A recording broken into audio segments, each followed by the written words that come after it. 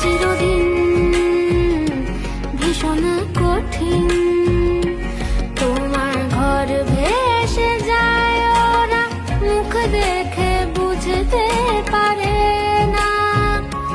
তুমি চিরদিন ভীষণ কঠিন, তোমার ঘর ভেসে যায় ওরা মুখ দেখে বুঝতে পারে না। ওরা এমন কেমন বোঝে না, ওরা আসল কারণ